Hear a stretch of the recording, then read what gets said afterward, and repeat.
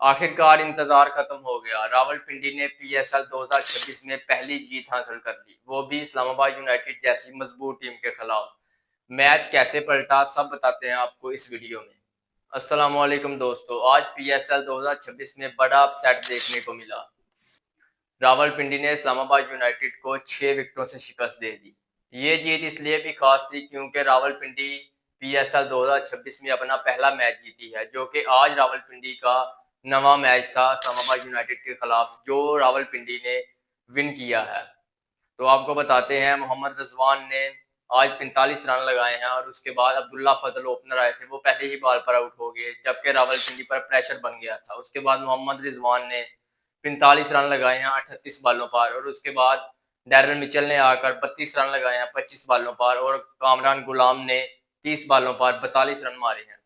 تو راولپنڈی نے اس طرح کر کے آسانی کے ساتھ 137 رن کا ٹارگٹ چیز کر لیا۔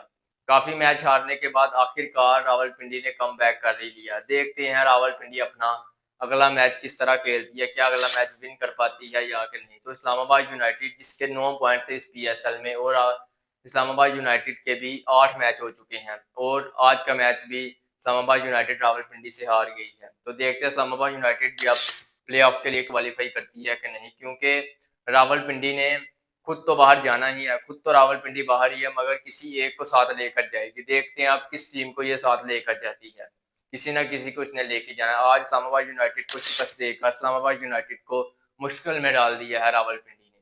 تو کیا کہتے ہیں آپ راولپنڈی کے بارے میں؟ کیا آج بالروں نے اچھی بالنگ کی، یا پوری ٹیم نے اچھا کم بیک کیا، یا کہ محمد رضوان نے اچھی بیٹنگ کی؟ تو کیا کہتے ہیں آپ اس بارے میں؟